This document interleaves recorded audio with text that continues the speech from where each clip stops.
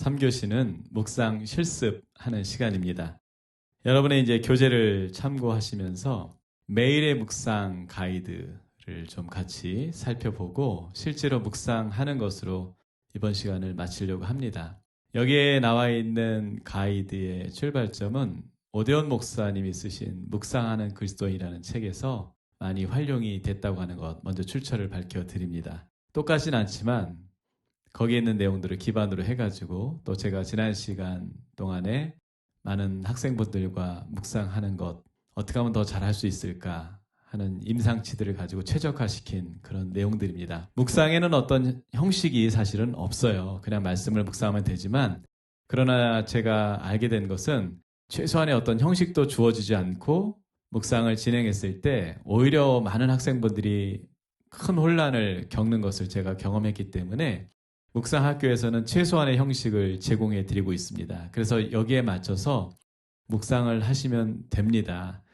그러다가 이제 여러분 스스로 어떤 형식을 갖추면서 묵상을 하시게 될 거예요. 한 2년 정도 저는 시간을 보고 있습니다. 여러분이 매일 하나님 앞에 성실하게 묵상을 하신다면 묵상 세계가 열릴 것이라고 저는 기대하고 있어요. 제가 일본 한번 강의를 하러 갔다가 선교사님이 굳이 여행을 시켜주신다고 해가지고 그때 야스쿠니 신사를 갔습니다. 때마침 국화 축제를 하고 있었어요. 그리고 한쪽에서는 국화 가지들 요만한 한 10cm 정도 되는 국화 가지들을 꼽아가지고 팔고 있었어요. 그리고 한쪽에서는 국화 전시가 열렸는데 제가 깜짝 놀랐습니다. 한국에서 진짜 한 번도 보지 못했던 그런 국화들, 엄청난 크기의 국화들이 거기에 개인들이 이렇게 출품을 해가지고 전시하고 다시 이제 찾아가는 그런 어떤 전통들이 있더라고요. 그러면서 막 국화가 뭐 50년, 심지어 100년 넘는 그런 국화를 보면서 제가 굉장히 깜짝 놀랐어요. 아니 국화가 어떻게 이렇게 클 수가 있냐고. 또 그냥 여러 가지 형태, 분재로 이렇게 한 거거든요. 어떻게 이런 모양을 가질 수 있냐 그랬더니 그 선교사님이 그런 얘기를 하더라고요. 저 국화들이 대부분 여기서 이렇게 사간 거라고. 국화 가지 꺾어서 간 거 가지고서 저 사람들이 키워가지고 5년, 10년 키워가지고 저런 작품을 만들어가지고 여기 와서 이렇게 보여주는 것, 전시하는 것이 여기 하나의 전통같이 그렇게 된 것 같다고 그런 이야기를 들으면서 제가 굉장히 감명 깊었던 생각이 납니다. 묵상도 그와 같다는 생각을 이후로 제가 좀 많이 하게 됐어요. 하나님 말씀을 우리가 받아서 심지어 어떤 경우 똑같은 말씀을 묵상하지만 하나님과의 관계에 따라서 정말 다양한 메시지들이 나온다는 것을 알게 됐고 저는 그것을 굉장히 존중합니다. 또 앞 시간에 말씀드렸지만은 이게 혹시 틀렸으면 어떡할까? 내가 잘못 들었으면 어떡할까? 여러분, 성령님을 의지해서 우리가 묵상하는 거예요. 그러니까 실수하더라도 걱정하지 마세요.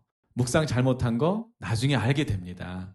또 성령께서 깨달아 알게 하세요. 또 과정으로서 실수가 있다고 하는 것도 우리가 인정하십시다. 한 번에 100% 완전한 묵상가가 되느냐, 묵상러가 되느냐, 절대 그렇지 않습니다. 많은 시행착오를 한다고 하는 것을 여러분 그냥 이해하시고 그냥 그걸 인정하셨으면 좋겠어요. 대신 제가 아까 말씀드렸듯이 하나님이 주시는 말씀에 대해서 이런 말씀을 하시지 않았을까 이렇게 생각해 봅니다. 이런 식으로 표현하면 그거 굉장히 곤란한 겁니다.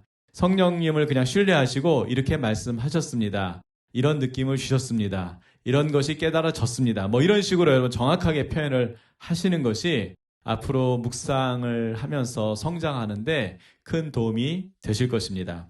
중요한 것은 항상 동일한 시간과 장소에서 시작해야 된다고 하는 거예요. 저는 이것을 이제 지성소 개념이라고 여러분에게 말씀을 드리는데 이스라엘에는 두 가지 지성소가 있었어요. 하나는 장소적 개념의 지성소가 있었고 또 하나는 시간적 개념의 지성소가 있었어요. 시간적 개념의 지성소는 지금까지 지켜지고 있죠. 그걸 안식일이라고 하는 것입니다. 여러분 묵상이라고 하는 것은 시간과 장소의 지성소를 지키는 것이다. 묵상 안 되는 분들의 특징이 있어요. 특히 초창기에 묵상을 하는 데 있어서 묵상을 실패하는 분들, 놓치는 분들의 특징이 뭐냐면 아침에 했다가 점심에 했다, 저녁에 했다가 정신이 없는 것이에요. 그러다가 안 했다가 장소도 막 여기서 했다, 그렇게 하지 마세요. 여러분 가정에서 하시든 직장에 나가셔가지고 한가한 시간에 정말 틈을 이용해서 하시든 아니면 저녁에 하시든 시간을 정해놓고 하시기 바랍니다. 그리고 장소를 꼭 정해놓고 하시기 바랍니다. 제가 지금까지 하루도 빠지지 않고 묵상을 할 수 있는 가장 결정적인 비결이 뭐냐라고 했을 때 저는 이 두 가지를 분명히 말씀드려요. 저는 아침에 묵상합니다. 시간이 거의 일정해요. 정해져 있고요. 장소도 일정해 있어요.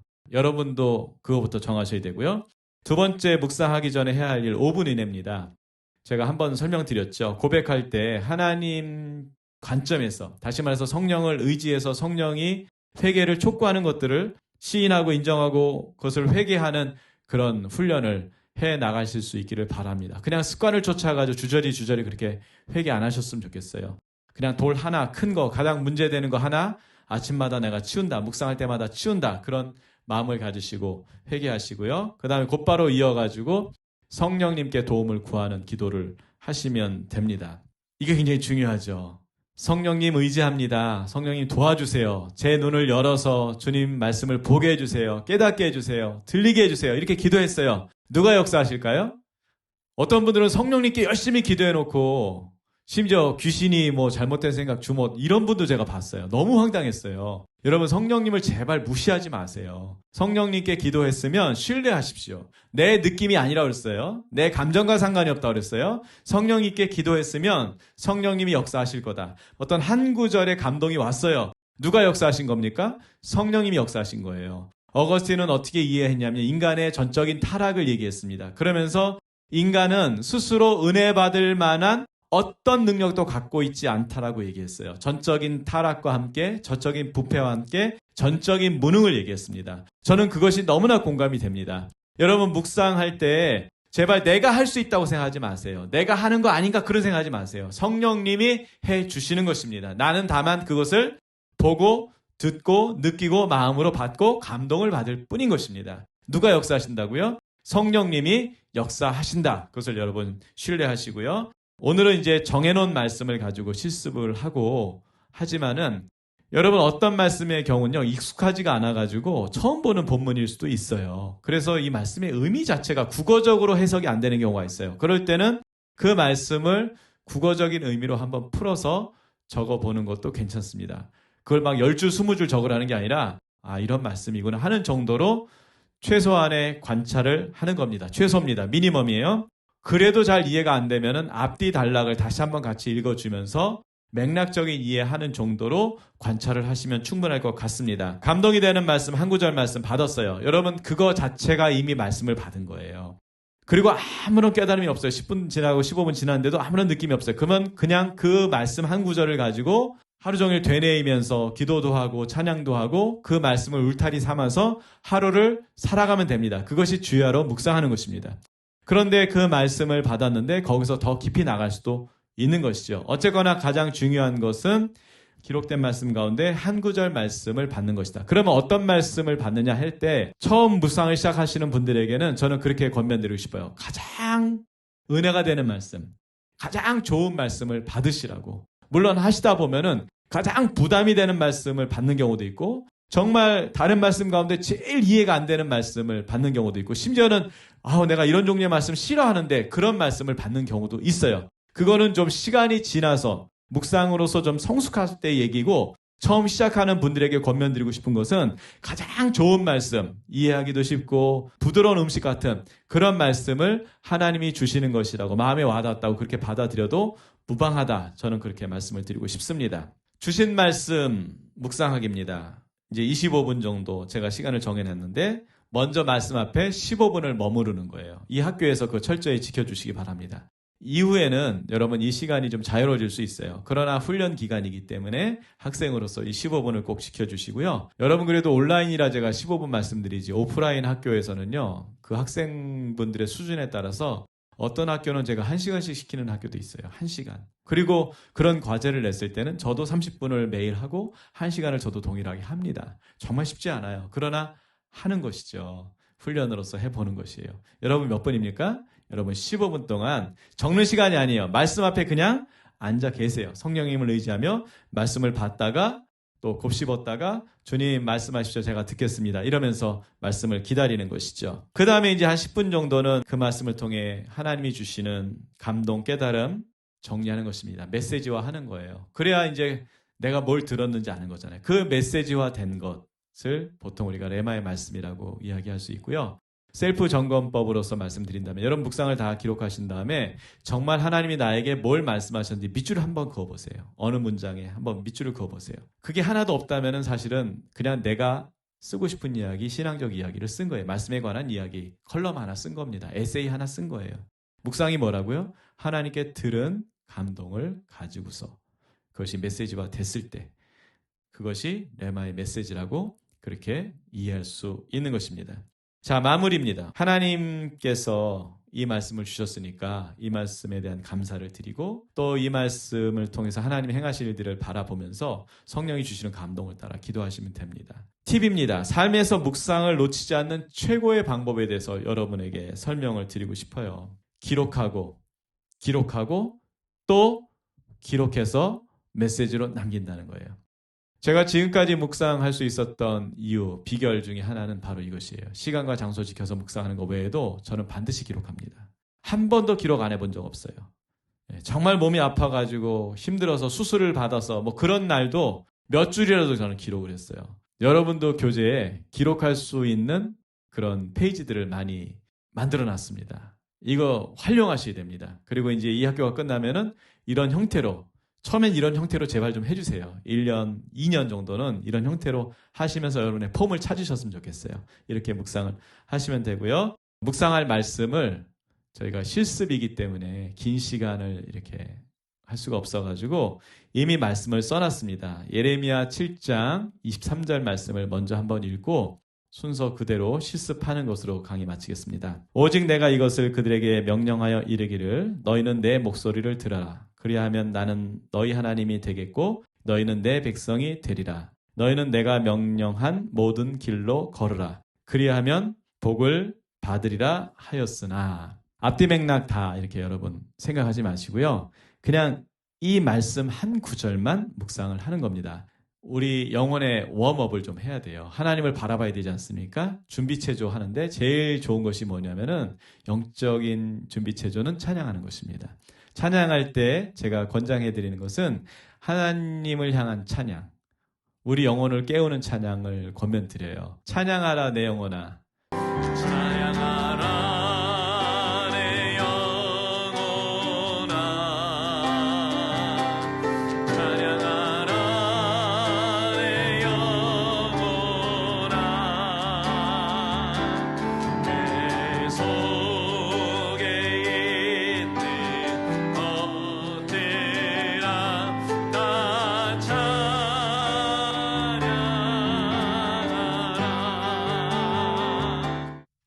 네, 여러분 찬양하셨죠? 하나님 바라보고 싶은 마음 드셨죠?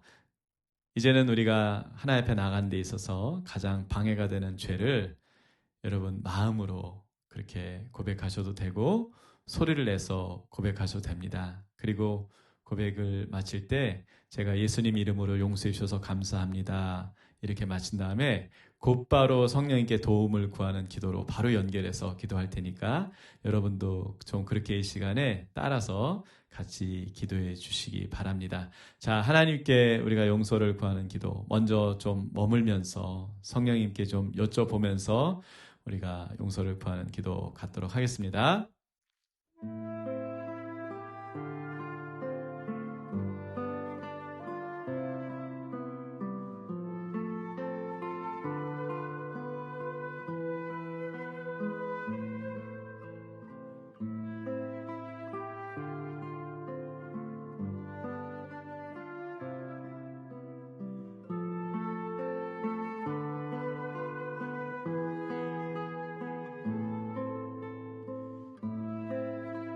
성령님이 조명해 주신 것 우리가 우리 입술로 용서 구하도록 하겠습니다. 성령 하나님, 성령님께서 근심하지 말고 아무것도 염려하지 말라고 하셨는데 주님 근심하고 염려한 내용들이 있습니다. 주님 용서해 주십시오. 또 주님 세상을 사랑하지 말라고 하셨는데 때때로 세상의 시선을 두고 주님 거기에 이렇게 빠져 있을 때도 있었습니다. 주님 이러한 것들 주님 저의 죄와 허물로 여깁니다. 주님 용서해 주십시오. 예수님의 이름으로 또 우리 모두를 용서해 주신 주님을 찬양합니다. 이어서 우리가 성령께 도움을 구하는 기도를 갖도록 하겠습니다. 성령님, 이 시간에 성령님을 간절히 구합니다. 성령님 도와주십시오. 말씀을 듣고 말씀이 우리 마음 가운데 심겨지게 하여 주시옵소서. 말씀을 우리 입에 넣어 주실 때 그 말씀을 꼭꼭 씹을 수 있도록 성령님 축복해 주십시오. 완전히 소화될 수 있도록 도와주십시오. 그렇게 하실 성령님을 찬양합니다. 하나님을 찬양합니다. 모든 영광을 받아 주십시오. 예수님의 이름으로 기도드렸습니다. 아멘. 다시 한번 우리가 한번 읽고 15분 동안 하나님 앞에 머무르는 시간을 갖도록 하겠습니다. 오직 내가 이것을 그들에게 명령하여 이르기를 너희는 내 목소리를 들으라. 그리하면 나는 너희 하나님이 되겠고 너희는 내 백성이 되리라. 너희는 내가 명령한 모든 길로 걸어가라. 그리하면 복을 받으리라 하였으나. 이제 말씀 앞에 본격적으로 15분 동안 머물도록 하겠습니다. 자, 눈을 감으셔도 되고요. 굳이 눈을 안 감으셔도 괜찮기는 해요. 왜냐하면 이걸 곱씹으면 되거든요. 오직 내가 이것을 그들에게 명령하여 이르기를 너희는 내 목소리를 들으라. 그러면 나는 너희 하나님이 되겠고 너희는 내 백성이 되리라. 너희가 내가 명령한 모든 길로 걸어가라. 그리하면 복을 받게 되리라. 뭐 이렇게 여러분 이걸 보면서 계속 하셔도 상관없어요. 그러나 말씀이 좀 익숙해지셨다면 15분 동안 머무르도록 하겠습니다. 15분입니다. 함께 하도록 하겠습니다.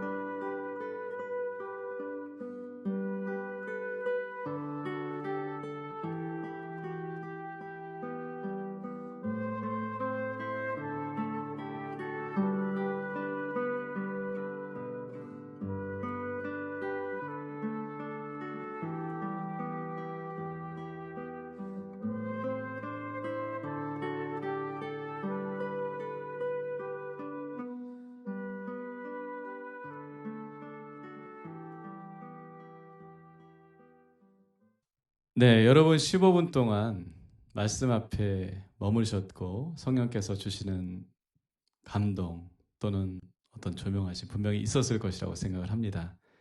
재확인하게 된 것, 새롭게 깨닫게 된 것, 또 하나님 아버지의 마음이 이렇게 와 닿은 것, 또 직관적 메시지, 이 네 종류가 보편적으로 우리가 하나님의 레마를 듣는 그런 형태인데 그것을 이제 10분 동안 여러분 정리하는 시간을 좀 갖도록 하겠습니다. 저도 이제 같이 여러분과 함께 정리를 좀 하겠습니다. 10분입니다. 10분 동안 같이 정리하도록 하겠습니다.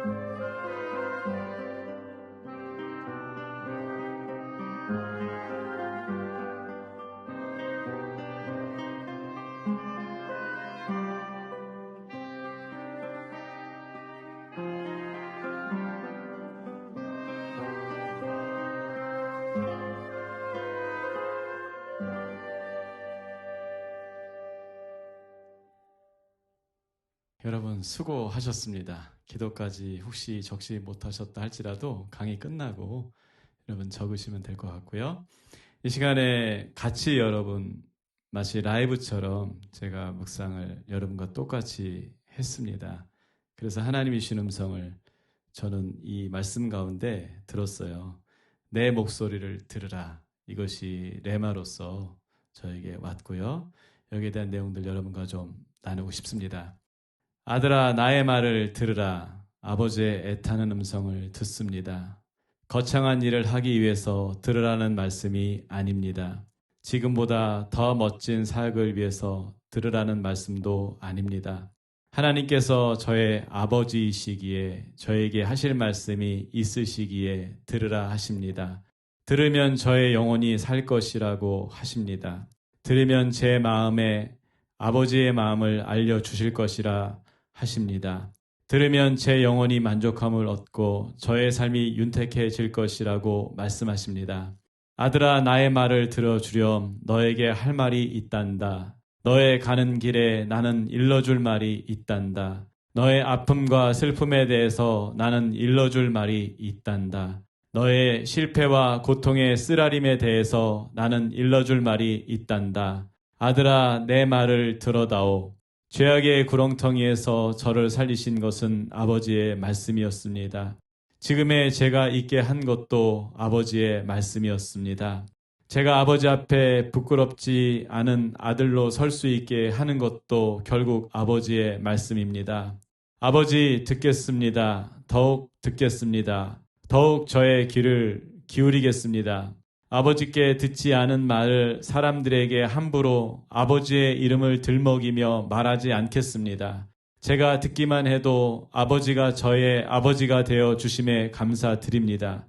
듣기만 해도 저의 하나님이 되어 주시고 듣기만 해도 저에게 온갖 선한 것을 주시는 말씀하시는 하나님을 찬양합니다. 성령님, 제게 매일 말씀을 전달해 주셔서 감사합니다. 제가 듣든지 아니 듣든지 성령님은 언제나 수고를 해 주셨습니다. 정말 감사드립니다. 저의 마음 부드러운 옥토와 같은 마음이 되게 해 주세요. 그래서 어떤 말씀이든 기쁨과 감사로 받아들이게 해 주세요. 이때 온라인 묵상학교에 오신 하나님이 사랑하시는 모든 자녀들에게도 동일한 은혜를 베풀어 주세요. 예수님의 이름으로 기도드립니다. 아멘. 하나님 마음 주셔가지고 또 여러분들을 위해서 기도할 수밖에 없었습니다. 제가 말씀을 들어왔던 이 시간들, 묵상을 통해서 물론 못 듣는 날도 있었어요. 저도 수많은 시행착오를 해왔습니다. 그러나 그럼에도 불구하고 말씀을 들었기 때문에 제가 하나님의 자녀로서 여기까지 온 줄 믿습니다. 여러분 남은 생에 우리가 하나님의 말씀을 좀 들으십시다. 아버지께서 하신 말씀이 많이 있다고 하시니 날마다 그 말씀을 좀 같이 들으면서 정말 주님이 빚으시는 아름다운 자녀, 또 주님이 사용하시는 멋진 믿음의 삶을 함께 살아갈 수 있기를 소망합니다. 줌을 통해서 이제 간사님들과 나누실 때 큐티의 개념이 무엇인지, 묵상의 개념이 무엇인지 여러분이 표현하실 수 있는 만큼 다시 강의를 들어서라도 좀 정리하셔서 심도 있게 그것을 여러분 정의를 좀 가지시고 묵상을 하셨으면 좋겠고요. 특히 하나님께 주의를 기울여야 되는데, 귀를 기울여야 되는데 뭐가 제일 어려움을 주는지 여러분 알고 계실 것입니다. 그것에 대해서 솔직하게 좀 오픈하시고 서로 나누시고 격려하는 소그룹 모임 됐으면 좋겠습니다. 앞으로 묵상하는 내용들을 반드시 소그룹 모임 가운데 한 편씩 나누셔야 됩니다. 그리고 이번 주에 묵상할 본문들은 개설된 단톡방 그리고 우리 간사님들 통해서 소그룹에는 전달이 되니까 그 내용 그대로 여러분 다른 본문 하지 마시고 묵상학교에 오신 이상 묵상학교에서 제공하고 있는 묵상 본문을 가지고 같이 묵상하셔야 여러분 이것이 훈련도 되고 더 나아가서 묵상이 삶의 습관 또 더 나아가서 삶이 되는 그런 것들을 경험하실 수 있을 거라고 생각합니다. 네, 정말 수고 많으셨습니다. 기도함으로 오늘 마치도록 하겠습니다. 사랑의 하나님, 성경적 묵상이 무엇인지 함께 나눴습니다. 하나님의 입으로 나오는 말씀을 듣는 것 마음으로 받고 주님이 주는 그 말씀을 또 씹고 아버지 하나님 완전히 소화시켜서 그 말씀과 하나 되는 것, 주님 그것이 묵상인 줄 배웁니다. 그런 개념을 갖게 하시니 감사합니다. 이제는 우리도 우리 안에서 말씀이 우리의 삶이 될 수 있도록 도와주십시오. 우리가 기꺼이 하나님 말씀 듣고 싶습니다.